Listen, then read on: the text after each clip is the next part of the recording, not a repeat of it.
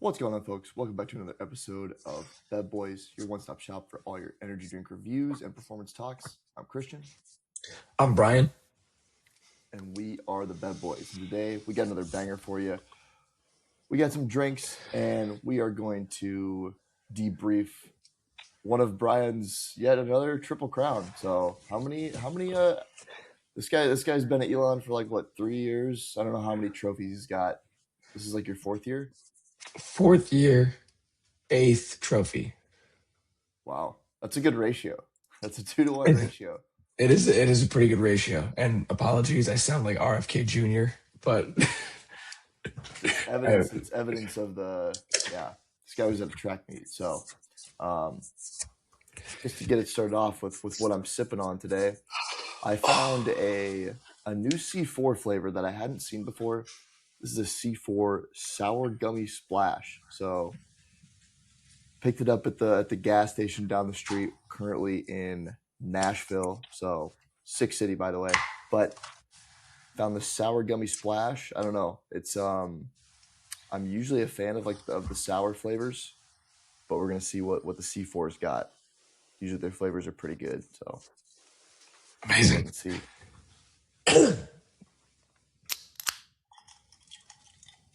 Good pop. Speak to me, Christian. Yep, definitely smells.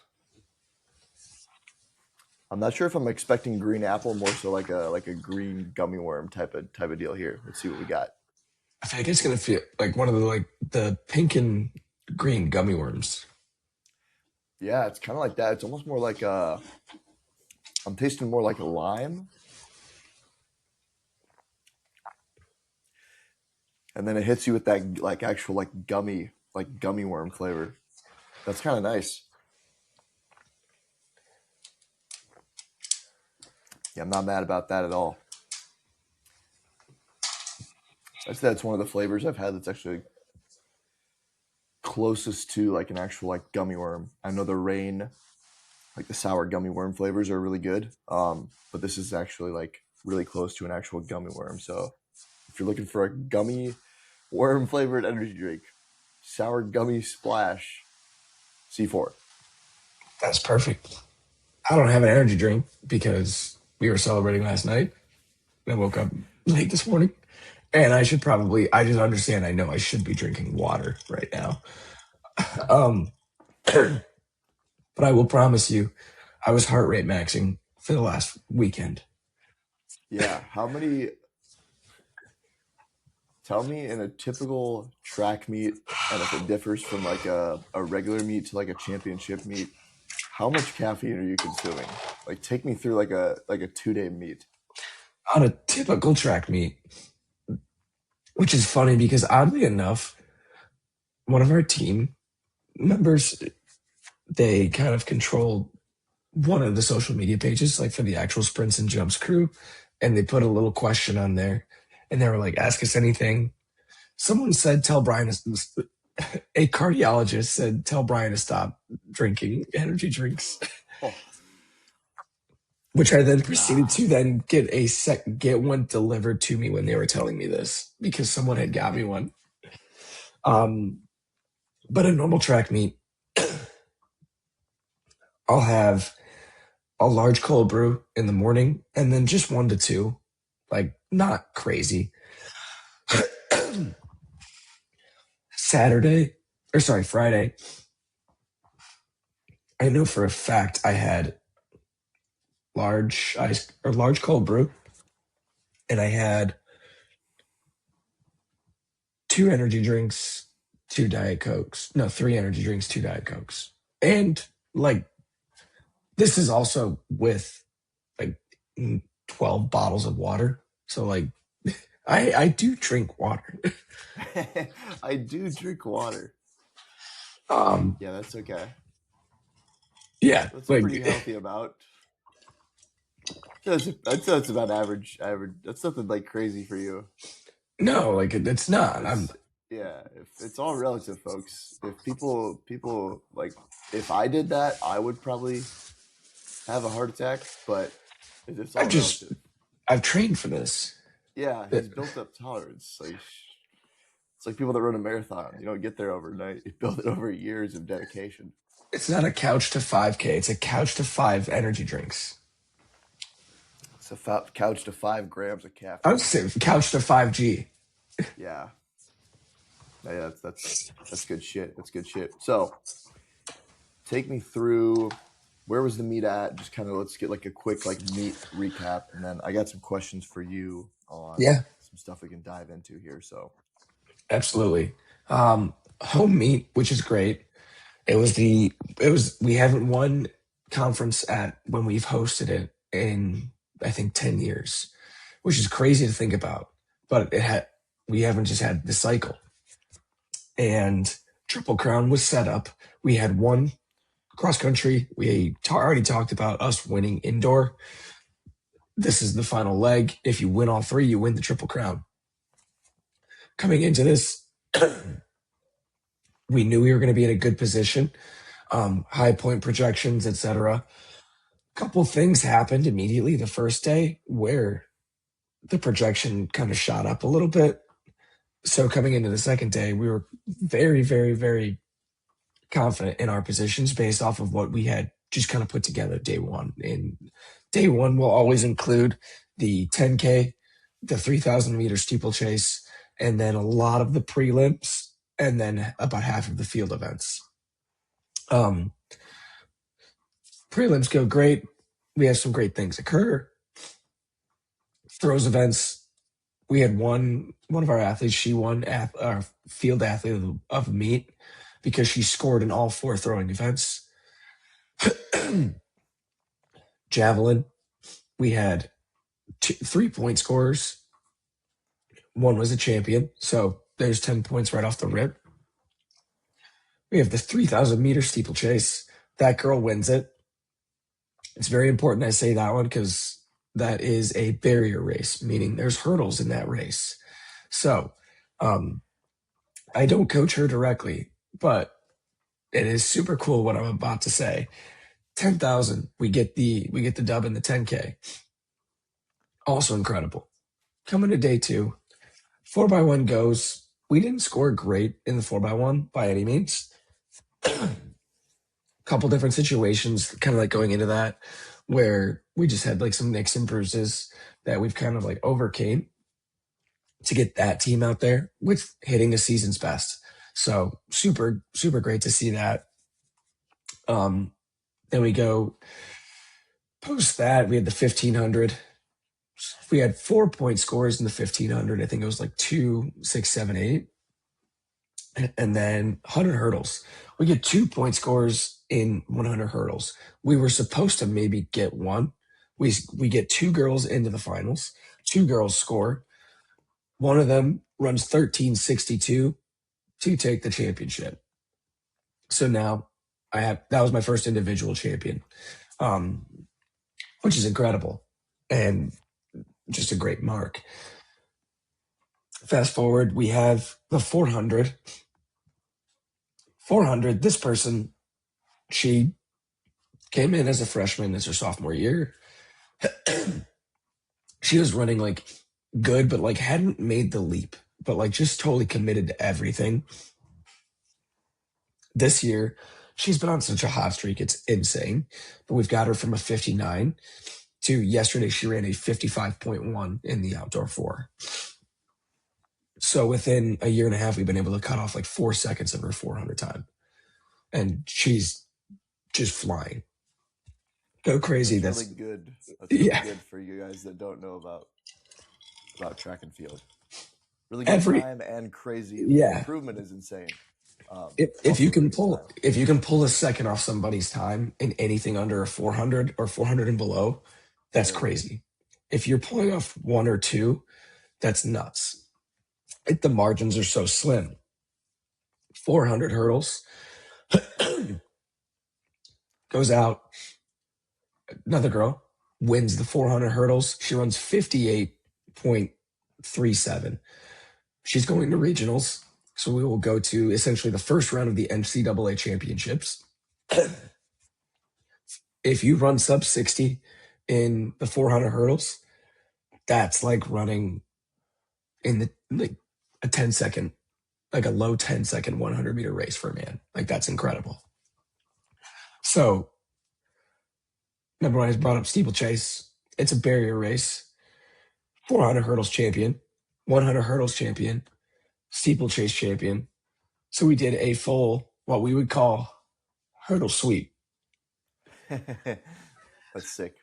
So that's super sick. And then 5K happens. I mean, the 5K is already a brutal race because most of those girls ran the 10K.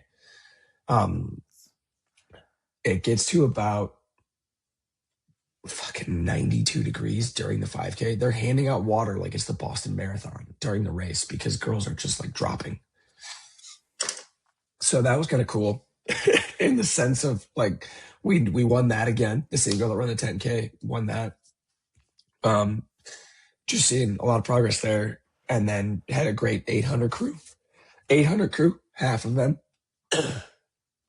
also ran our last relay, which is the final relay of the meet, 4x4. 400 hurdler, 400 meter runner, 800 runner. Goes out, guns a blazing. We don't win. We get super close, which we were not supposed to be even near. That team runs a 6-second PR to break the school record to get third place, and they ran 3:40, which, if do the math across 4 people for anyone who's trying to figure that out right now, we are averaging 55 flat. Really good. Across the board. So that's insane. All in all, I mean, obviously we're going to go out and celebrate last night. So, yep. I think we got evidence of that, which as you should. That's second triple crown since you've been there. You said yeah, championships, second triple crown. We're the only team to ever triple crown, let alone do it twice in the CAA. Yep. Yeah, that's sick. So sick. It was super cool. Very stressful. Don't get me wrong. Very stressful the entire season. Yeah, we're not done yet, but yeah. No, I'd imagine like the pressure alone from like you having one cross country and indoor was enough, and then you're also like hosting the meet, so it's like, yeah, you kind of got like the setup like perfect conditions. It's also like a lot of pressure on you to like pull through, especially since you were probably like expected to be like one of the favorites, like one of the people to finish in like the top 3 for sure, if not like predicted to win the whole thing. So like it's good that you guys could clutch up. I mean, yeah, that's the thing is like, I mean, it's just the training. You guys were obviously like, but obviously people know that like anything can happen when it comes to a race day. It's like the crazy thing about like, I mean, really like any sport, but like track and field especially, like you can like run well all year and then run shitty one time when it like you need to run well when it matters. Like, yeah, like here it's like not all. It's not like football where every game is important. Like not all track meets, all competitions are not weighted the equally. Same. Yeah, they're not all weighted the same. So, that's tough to like. I think that's why it's so tough to do the Triple Crown, is because like you have it's like a testament almost to like obviously like talent and like training, but it's also like consistency. Yeah. I think that's you're good consistently throughout the year in like all 3 seasons. And that's like really tough to do. That's very tough. And I think it's really tough, especially like on our distance runners. Cross country 2 track athletes, as you know, being one, like your off season is not huge. And when you're in off season, you're kind of on your own. So they train so hard in season. I mean, both on the track, on the course, but in the weight room as well. Like they're very dialed in on like how they need to recover, how they need to eat, how they need to sleep, which is a good thing.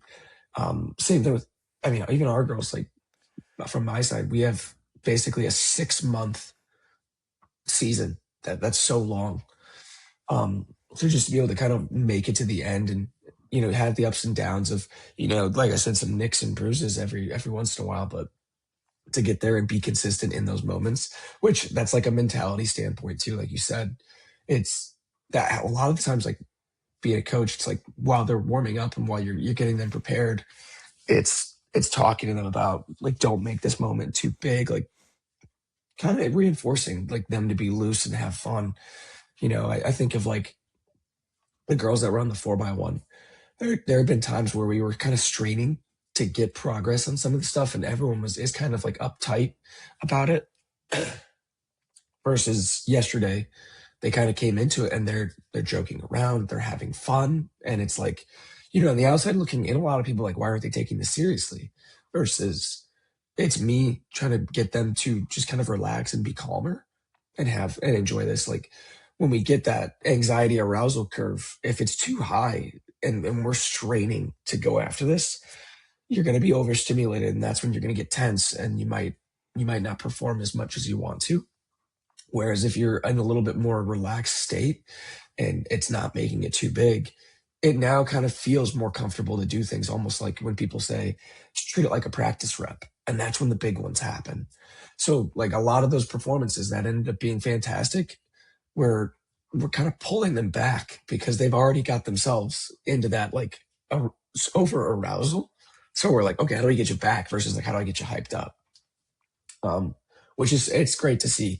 And it was just a long season, but it's super fun. But like you mentioned, you almost have a little bit of pressure to complete it because you are at home, you are hosting, you've already set up the first two legs of this.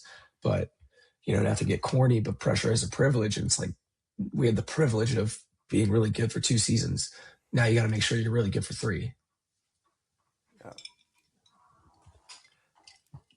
Yeah, it's interesting to you mentioned the arousal curve, and I think it's interesting to look at like different sports and how they like prepare for a game.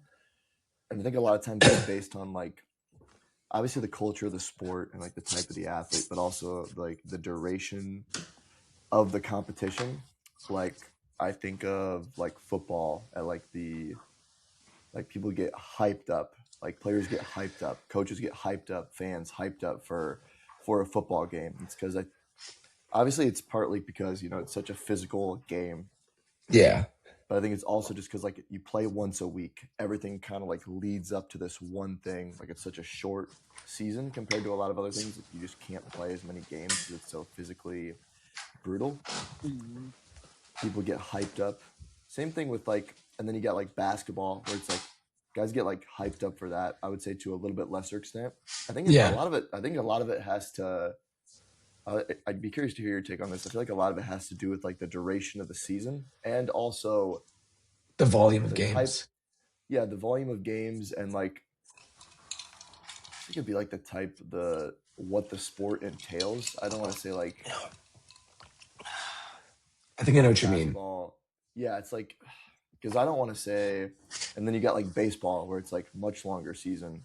It's like that was something to me where I was like, oh, this is like kind of like if a football coach like walked into that like environment, they'd be like, oh, like where's the energy? But I'm like, and It's it's different. different for yeah, and it's like well, like shit. Why would I like? You probably can't do the same thing for 16 games, and you can't extend that out to 100 plus 100. games. Like it's just not quite as sustainable. And I also think it's something to do with not to say that like football isn't very skill based. I think it is very skill based, but like tough to get like super hyped up and then go like try to like hit like a baseball. Like Yeah. it's a really tough thing to do. Same thing with pitching as well. I think you see it a little bit more with like short relievers. Like they can just get like if they're It only can going get to go one super inning, hyped. just go like burn it out for like one inning. But like if you're a starter, probably not quite as much. You might have to But again, sustain that for 70 pitches. yeah, and it was like interesting because like I talked to one of our coaches. Shout out to Grant Vera, who's in South Bend with us this year, and like he's worked in football, he's worked in baseball, he's worked with a multitude of sports, and like he played baseball at Kent State, and he started as a position player his first few years, and then transitioned to being a pitcher. So he was a shortstop, and he was talking to me about like the difference between like being like an everyday player, playing shortstop, you're playing, I guess college would be 3 to 4 games a week versus like once he transitioned to being a pitcher, he came out of the bullpen and maybe threw 1 to 2 innings. So he was like a short reliever type of guy, and he was like, "Yeah, when I was a shortstop, like you can't like have that same energy because you need to like sustain it for the whole game and then be able to do it again the next day and the next day." Versus like when he said he was a pitcher, he was like, I would get like as hyped up as I could, and like I wouldn't remember anything that happened out there. I would like black out. I would say like I would have to like apologize to my teammates like afterwards for anything I said before because like he would just be like super hyped up, Crazy. and that's what helped him like that was what helped him like pitch good. But it's interesting to like, and it's also like the type of player too. Some people are just like a lot more calm. Some people like to be like a lot more like energized before the game. Track's an interesting one because like obviously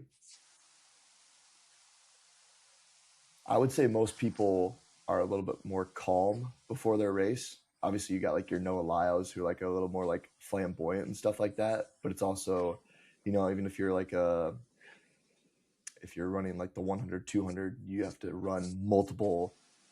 I guess it's just like a regular meet. Like if it's a big meet, you're running prelims and then you're running Finals. finals. Yeah, or maybe you're even running like if it's a A big race, qualifier. you're running a qualifier and then like two more. So yeah, how do you? I guess like what I'm getting at is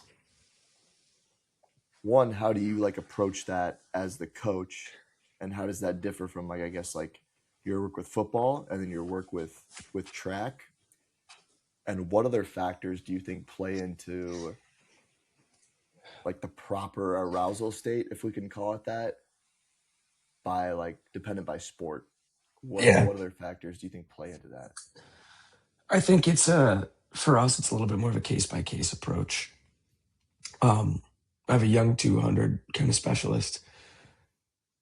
She's not a very tense person to begin with. She's a very like relaxed. So it's almost like, all right, let's get you hyped. Let's get you like, here's your plan. Here's how we're gonna do this. Let's go. Like you got this. It's almost like it's obviously very positive affirmations, but it's like kind of like hyping her up like you are. Because when you're young, you don't always have this astoundment of confidence because you just don't have You 32 haven't, races underneath yeah, your you belt. haven't done anything. Yeah. So like with her and like our 400 runner, it's like they're already like more calm people and like don't make the moment too big. So it's like, okay, let's get you a little hyped up to do this. And then that's what works for them. Versus like hurdlers, for example, it's a very like skill dominant race. So which is so weird because it's not just, hey, go run over the hurdles. You have to be super fast. A good hurdler is going to, a 13 to 14 low hurdler is probably going to run around like plus or minus 0.15 of 12 seconds. So they're going to be a good sprinter as far as females go. But then you have to have the skill of, I have to take 8 steps, get over this hurdle very like quickly, come down and get into 3-step rhythm over and over and over again and make it repeatable and have repeatable actions and skills. But this is all happening in fractions of a second. 400 hurdle, you have to be a very fast, like we look at a 2.5 to 3 second, it's called a hurdle differential. So if you run 58 seconds, you need to run 55 seconds. And if you run 53 and 58, 400 hurdles, you're probably bad at hurdling. And we got to get that better. But if you're keeping it tight to it, then it's like you're a very skillful hurdler, which thankfully we have 2 of them who are like very good. We have, sophomore and a freshman who are just kind of ready to roll, and they're great. So for them, they always are very, my 400 hurdlers are very tense, and it's like, let's keep you relaxed. And the short hurdlers, they want to go fast. So it's how do I keep you relaxed? How do I kind of like pull you a little bit out of the moment? Because we've had instances where you get too tense about it and it goes wrong. The girl that won the championship, I've watched her get way too kind of locked in, 10 step into hurdle 1, slam into it, and then walk off the race because she was like, there's nothing I can do. senior who wants to strive to be great, it's like the more you like stress yourself out about getting a number, does that kind of pull you away from it because now you're like straining so hard, we're not having that relaxation aspect. Same thing with, 400 hurdles. One of them had come into it a little bit late, so it's like trying to get there and get this mark that they believe that they can get. But when we're straining so hard, they tense up. Now it's making it's more difficult. We maybe have a miss fail on an execution here or there. And then, the one who's going to compete at regionals, if she gets way too tense, she like can work herself up. So I have to like get her out of there, So like for her, like I have to like every, 15 minutes, I'm like, hey, stay cool as a cucumber. And that like is just a funny enough thing that happened her freshman year to where she'll start to giggle and start to laugh. So I'm almost like trying to be a little bit of a comedian and get a reaction.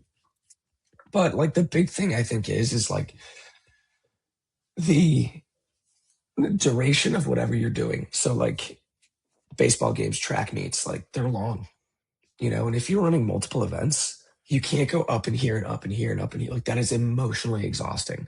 So how do we like get you to just kind of stay here? The other aspect is like how skillful is the sport now? And I want to say this as like you said, like football and basketball are very skillful. Do you think it's harder to make a free throw or catch a football on a slant? Or do you think it's harder to hit a 93-mile-an-hour pitch that maybe is a fucking slider? I'd probably say the pitch. I'm also biased, but they're all Yeah, like difficult in their own way, right? Like, they're very and difficult. it's dependent on like the environment, obviously, and the. But yeah, generally, I'd say like the Same thing. the Like, pitch. or like you look at golf, like golfers, like they're never like getting super hyped until like it's pretty much over and they seal it.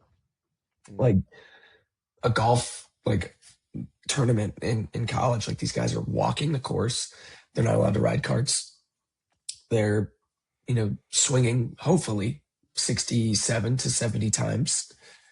And it's a very, very skill dominant because you're hitting a sweet spot on your clubs that's about that big. You can't get too overhyped because that's if we get too close, number one, you have to sustain that. We don't want to falter. Number two, anything can go wrong. And having taken a golf lesson this last week, I figured out very quickly. So much can go wrong, even if it goes right. So you don't want to like repeat mistakes. And how can you get yourself back out of that? Whereas in football, it is still very skillful, but you also have to, more than likely, you have to go run into another human. Yeah. That probably takes a little bit more like intensity and like hype in the sense of I have to prepare myself to go crash into someone. Mm-hmm. And basketball is a weird one. And I think this is why like people still get pretty hyped, but they have to pull themselves back. Because it's a very skill dominant sport. It's become a little less physical over time. I think like in the larger leagues like the NBA, college basketball can still be very physical. The rules are slightly different, but it's intense because it's a superstar sport. If you have one guy who's incredible or one girl who's incredible, you can change the dynamic of an entire game.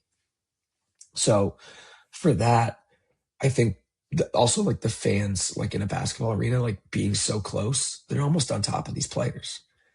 That environment feeds into the energy. And, in a basketball game, momentum swings can be very large.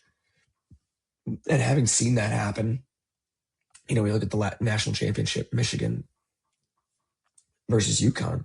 There's a lot of momentum swings. How can you like feed on that and then keep it rolling in your direction? Ironically enough, Jake Harrell said this about Kirby Smart, and it was that he's very good at managing momentum. When something goes wrong, he's very quick to like try to swing it the other direction. But when it goes right, he is going to essentially double down every chance he gets to keep momentum on his side. There's a lot of highs and lows in football, and it's like how do you like and basketball as well. How do you like keep in the spot and never let yourself get too high or too low? Because you still have to tactically play this game. And if you mess up tactically, that's when those holes are created or those creases for the other team to capitalize on. So I think like the four coactive model kind of tells you like what arousal level you kind of need with the physicality, the technical, the tactical, and that those three kind of play into the mental side. Um, so I think like it always just depends on your sport. And you can't do a one size fits all approach, which is, it's tough. Like you look at like soccer, those guys like I look at like even if I just like go to the microcosm of like Elon, and you look at like men's soccer and our girls soccer team, like they're getting pretty hyped before games. And then like there's this moment where you see everybody almost kind of go, here we go. And it's like they like almost like go through this like recenter ritual to to engage in the activity without kind of like having themselves be too high. So because I think that's a very tactical game.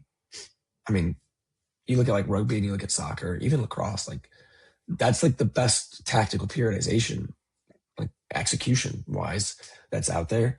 And that's because those games are so tactical.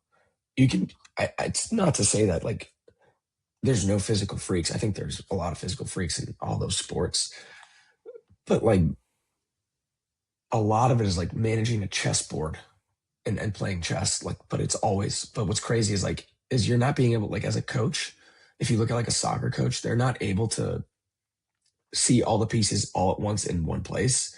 They're managing a moving chessboard, which that's where it's like they have to be so engaged in their game plan. So I really do believe that like the physical, technical, and tactical play the contributing factors without like the skills, the level of tactical plan that you have to do, and then obviously the physicality of the sport. Those three, along with how many games you have to play and how long those games or competitions are, that's that's what's going to contribute to what is your like arousal level that has to occur. Because how long do you have to sustain it? What do you have to do during that? And how like skill or tactical based is that? Yeah, I agree. Going off that, I know you had also mentioned this is something that I've kind of been thinking of as well.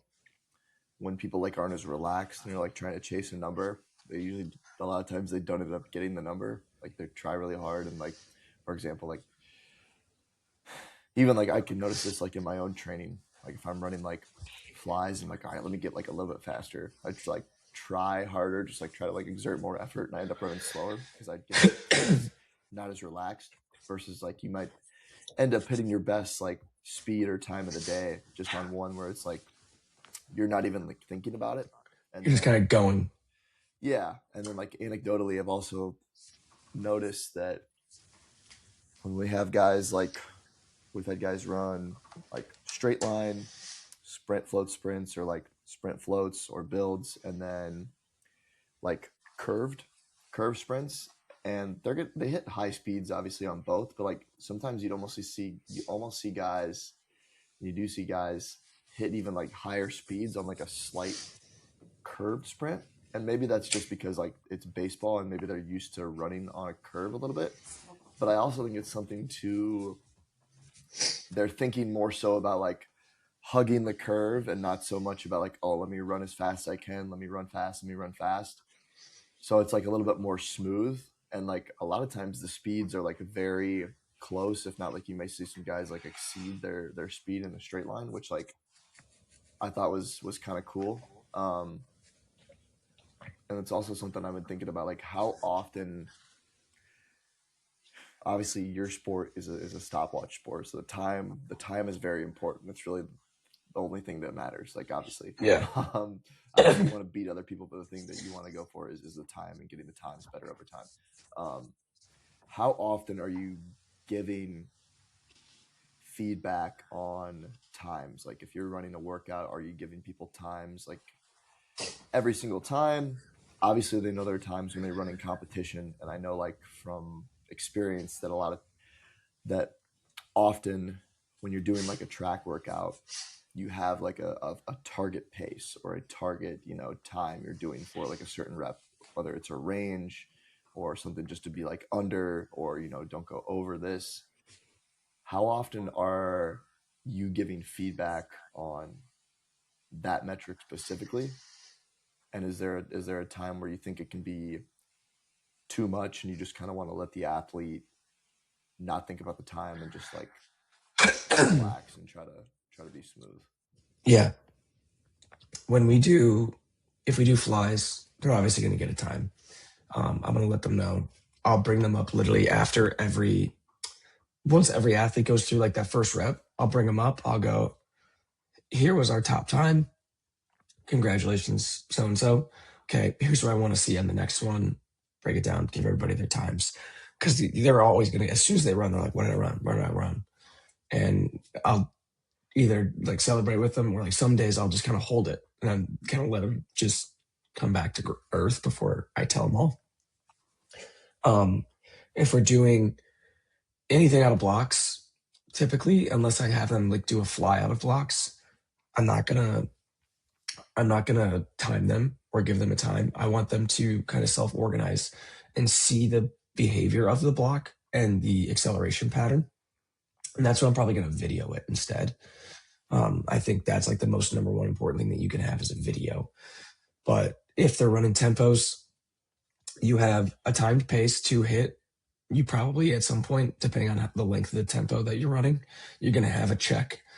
So it's like, hey, you're running 200. I want you to come through 100 at, XYZ. Or if you're running 300, you're running through 200 here. Because it all builds into it. And you're going to get a timed rest, and you're probably going to get a set rest. If you're running speed endurance too, or specific endurance, you'll have a time and you'll probably have a check. A great one for us is essentially if like, even in a race, if I'm watching a 400 during our like any of the regular meets, obviously it's a little bit different in championship where I'm like, it's less about the development, it's more about, hey, can we survive in advance? But I'm at 300 meters and I'm like, where do you come through 300 at? And my goal is like, I want you to get through 300 around like 39. If you can get through 300 at 39, you have a really good shot at running at least 54 or 55, sorry, no matter how much you blow up.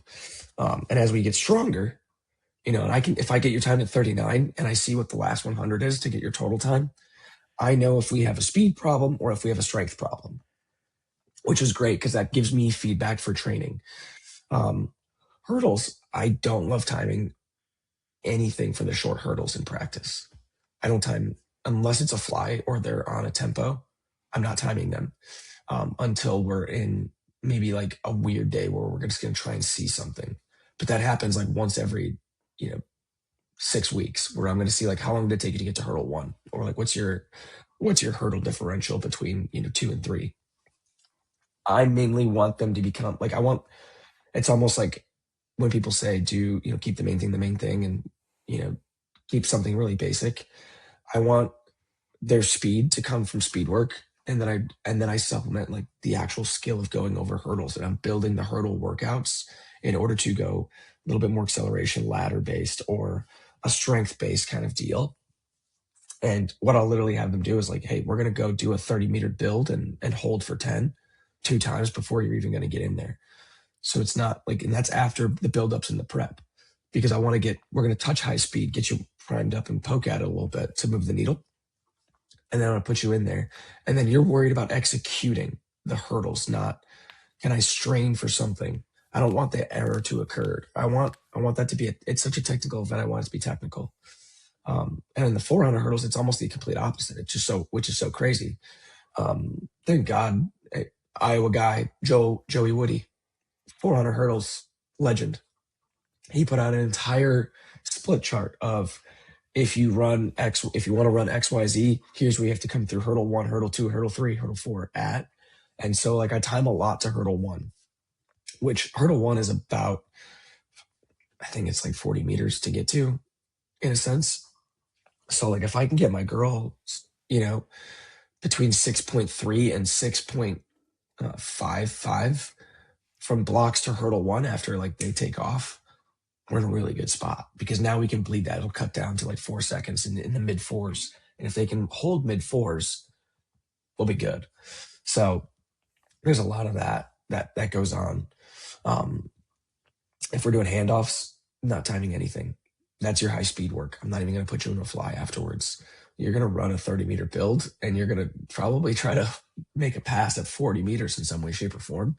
So I want to see that very like, I don't want to like add too many constraints to this or too many variables to this environment to now make you worry about it versus executing the main thing. So it's just super difficult to like, you have to balance that. um, and there's days where they won't have any, I guess like time feedback where it's like, hey, we're going to do a complex and like, I want you to do a sled push or a sled pull. We're going to get you on the run rocket where I'm going to set your resistance. Now I might look at your time of your top speed achieved during that, 20 meters, but that it's not replicative to or conducive to take that number and say, well, then we can do this. But if I'm like, I kind of have like a little benchmark of like, hey, if we can get to like 16 miles per hour, like we're accelerating pretty well. Then we'll get into like a block jump where they're jumping out of the blocks onto a pad. And then we're just going to free them up. And I just want to see the technical analysis of what we just kind of put together in pushing to come out of blocks and execute. And that's when I'll send them over, maybe 1 or 2 hurdles, or they'll hit a 20-meter block start if they're not a hurdler. So those all come together. And it's like the theme of the day will dictate how much I'm bringing a stopwatch or a laser into this. And for as much as we do with them, there's so much that we do without them, and I don't want them to get to a point where they're in their head. It's almost like you don't want them to feel like their value is whatever time is going to be put down. Cause it's like, my whole point is I want to develop you, that's why like I mentioned the 400 runner, like that gets me so juiced because that's true development. Now, the end time that she hit was astounding.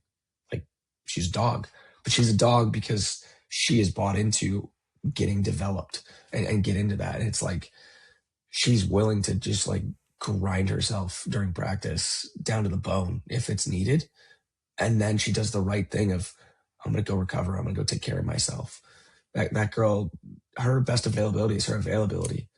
I don't think she's been in the training room, knock on wood once, because she takes really good care of herself. And luckily she's been to a point of, not having a weird circumstance like other kids, like have kind of like been unlucky in a sense to where something odd happens. So, but then that just keeps her training availability and we're able to build a lot of volume on, the easy days, which the easy days are just our strike days, especially for them. It's not easy. They're running a little slower, but they're going to run, 9 300s that day, which seems crazy. And I know, especially the sports performance coaches, like everyone goes, short to long, like those easy days should be very like super easy. And it's like, yeah, but no, it's relatively easy in comparison to the systemically. Relative. Yeah. Because it's far more systemically fatiguing for me to say, hey, you're going to run a broken 400. You're going to run 2 of those after two all out 50-meter block starts. And then you're going to run 39 seconds, wait 90 seconds, and then rip an all out 100, even at 15 to 20 minutes resting between those 2 other reps, that on paper, that looks way easier than you're going to run, a set of 5 300s at, 51, and then a set of 4 300s at 51 or 50. The second one I said sounds way tougher, but it's not. It's not. Because they can recover from that. Now they might get a little bit of lactic and everyone's afraid of it. They're going to be muscular sore, but they can do like, there's been days where I've put that day before the intense day and we've seen great results. And I'm now, especially now, like I'm far less averse to volume, especially on those like those 200, those 400, those 400 hurdle runners. Like they're going to see volume. Now the 100, 200 and the 100 hurdle girls, like they're going to get trained, quote unquote, traditionally Charlie Francis, where they're not going to touch high volumes and everything's fast. And then they're going to rest like, 2 days a week for sure. So like that's tough to manage as a coach, but like, because you almost it's way easier to run a one size fits all approach, but it's not the best thing for each one. One more question about how often we talked about like how often you're giving feedback on time specifically. Mm-hmm. How much are you, when it comes to running specifically? We talk about weight room is a whole other thing, but how often are you like cueing stuff based around running? How much do you try to let them figure it out on their own, and how much do you kind of step in? Or is there a point where you kind of try to let them struggle a little bit, Yeah. and then after a certain point you'll kind of jump in? And what does that look like? Self exploration for an athlete is really important, in my opinion, because having them feel what went right or what went wrong is far more important than me just like shouting things into the air. Um, Now, instantaneous feedback, like I'm very big on, in the sense of like when it goes right, I want to like I want to reinforce that right away. Like I'm gonna get excited. Oh my god, that's it, that's it, boom, right there. Or like if we're going through something intense, I'm gonna cue like a hurdler going over it. And in the 400 hurdles, I'm like, hey, trail, like snap your trail in those small moments. But for a lot of times, it will be watch the rep, have my thoughts, and I'm going to come up to them and say, what do you think? And they're going to tell me probably at least a lot of the times, like once they're a year into this and they kind of understand a little bit more, they're going to tell me the exact same thing I'm going to tell them, which is great. But then I'm going to pose questions to them. I'm like, now, how would you fix that? And I think that kind of like that really helped me as a young coach when I first started, way back when I was at my alma mater. And like, I didn't really know hurdles that much. I was a football player and a sprinter. I wasn't a hurdler. And so when I would have to be around them and, assist the head coach, I really didn't know. So I would ask, and it was almost like a coping mechanism when I first started back then. And that was 2021, where I was just like, what do you think? Because I was like, oh, that looked good. I couldn't tell you. And they're like, no, my trail on this. And then I'd watch the video and I'd identify. I'm like, okay, why does the trail not look good? Okay, cool. And then I'd go kind of do some research on it. And then I could coach better, say so on and so forth. But now, like I've just kind of discovered that by doing that, I made them a little bit more of an owner of that process, which is really cool. And if there's ever a time where like hey, I can't be there, or they're in the summer and I'm obviously not with them, it's not going to completely digress because they're not crutched by having to have me there. They can continue to develop and work on things. And when they watch their own video, they can look at that and go, that's what went wrong. So I like an instantaneous feedback. I don't think it's as necessary to coach in the exact moment of the rep. Now, when they come through, like there's specific things I'm going to coach during the rep. And that's mainly like if they're running like a 150 to 200, I'm going to be cueing during the curve or what's called the bend of the track. I'm going to cue that bend. Like I'm going to cue probably like accelerate into the curve. And then there's going to be a point in time where they're probably going to hear release. And that's when I want them to go from leaning into it to upright and tall. And that's that like slingshot effect that people feel. And I want them during practice to have that. And then instinctively during the race, I'm just cheering. And then I'm going to go release. The race is, everyone's screaming. The race is going, like they don't hear me. They don't hear me. So like I'm just shouting nonsense, but they just know that there's cheering.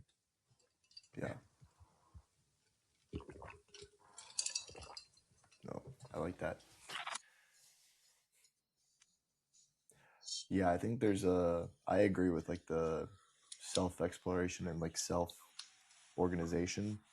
Because I think if you go too early, you almost kind of like you in a sense you can rob them of figuring it out for themselves, and I feel like that's part of skill acquisition. If that's what we're talking about, like it's part of skill acquisition. Obviously, a coach is there to like coach and help guide, but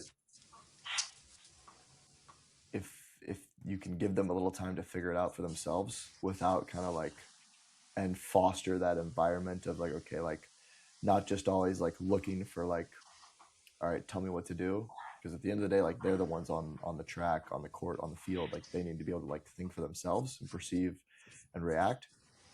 So I think you want to be careful not to like go too early, like you said. You can kind of almost like rob them of the chance to like figure it out for themselves, in a sense. But you also don't want to be too like just not give any feedback at all, because then that creates like the same problem in the opposite sense. Exactly. You have to just, it's never one or the other. It's like how, like, where do we shift in the middle? Mm-hmm. And that's a big Yeah. thing. And we see it in the weight room all the time. You know, as a young coach, like, we know you guys need the reps. So we want you to be, ABC, always be coaching. And it's like over cue, over coach, over coach, over coach. And then as you guys get more comfortable, because you know you have the reps, we get you to peel back. Um, but like if we just go to the like, hey, just let them explore, then to a certain extent, it's like, well, you don't know how to correct it if it does go wrong. So Yeah, you we need have to, to. you need to get those reps. And our athletes, especially our football athletes, are very good about like self-organized first and like allow that noise to occur when someone, when you have 15 people queuing, which is really cool. That they just know and they're able to just take care of that stuff. So that is nice, but it also gives you the chance to kind of get that. Um, but that's just kind of the system that DeMarco's kind of put in place with the athletes of knowing like, hey, there's probably going to be like 8 coaches in here while you're in here. You're probably going to hear cues a lot, but we want you to self-explore and figure it out. Yeah, I agree. All right. So what's next? We got the regionals. We got regionals. Regionals didn't, well, what's next is I have to see Greg G Reg on next Friday for a wedding, but then Oh, we hell have yeah. regionals. Um, He is getting married. Shout but out then we Greg. but then we have regionals next week. Regionals essentially, like for anyone that isn't familiar, the NCAA is set up where once the conference meets end, if you're in the top 48 in your side of the country, you will go to your meet, and that is regionals. This year it's hosted in Lexington, Kentucky at the University of Kentucky, where the top 48 in each event will go run some rounds. The top 12 then advance to nationals, which is going to be, of course, in the track mecca of the United States, which is Eugene, Oregon, Oregon. Eugene, Oregon, where they'll go compete in a semifinal, well, a prelim and a final. Um, Within that meet, but there's a prelim and a final within the regional. And the regional is essentially the national semifinal. If you look at it like a college football playoff or March Madness, this is our semifinal. Um, Now you have to get to the final in the regional, but kind of cool to kind of like break that barrier. Um, Division two, Division three, there isn't a regional or a semifinal. You qualify and go to nationals, so you're immediately there. So this is technically my first regional competitor since Division two doesn't have it with my national champion. Like he went straight to nationals. Um, Now I would love to get to that same point at the Division one level where I have national champions. But we'll cross that bridge when we get to it. I don't want to make the moment too big. And this kid's gonna, hopefully she goes there and does well. She's ran, like I said, she's had 5 sub 60 400 hurdle races this year, which we didn't get a chance to break it at all last year, but she's one of the hardest workers I've ever seen in my life. And now she's had 3 races under 59 seconds, um, which my goal is like if I want to get her to like a 56. Yeah, I want to get there. I think it's possible, but we'll see. yeah. Don't make the moment too big. Talk about taking your own advice there. Hell yeah. Exactly. Alrighty, folks. Well, it's a quick, efficient one. We had some good stuff in there though. So you see, get a review on this sour gummy splash C4. It's a good flavor. I think it does a good job of like actually tasting like gummy worm. I feel like I wish it was a little bit more sour, which is weird because I usually am more of a sweet guy. I wish it was a little bit more sour, but it's definitely not a bad flavor. Price wise, it was like after tax like 384, so probably around 350 before tax. That's pretty standard. I would say you're gonna pay around 319 to like 350 generally for like a C4. Um, So not bad on the price. Obviously, you guys know the ingredients. Got beta alanine, 200 milligrams of caffeine. Flavor wise, it's definitely not one of my favorite C4 flavors. They do have some really good flavors, so it's not to say that it's a bad one. But overall, I'm gonna go 6.8. Go 6.8. So I'd pick it up again for sure if I'm not even say if I was in a pinch, but like from time to time, but probably not gonna be one of my go-tos. Mhm. But as always, guys, really appreciate you guys tuning into the show, whether it's on YouTube, Spotify, Apple Podcasts. Make sure to like the video, subscribe on the podcast platforms, leave us a review. That really helps us get into the algorithm to spread the word of the Bev Boys lore. BevBoys.com. You're looking for some merch, t-shirts, hats, hoodies, stuff like that. BevBoys.tv on Instagram. You'll find our personal Instagrams with all those posts, past, future, present episodes. And check our stuff out for training content and whatnot. And yeah, appreciate the support, and we will see you next episode. Peace. Peace.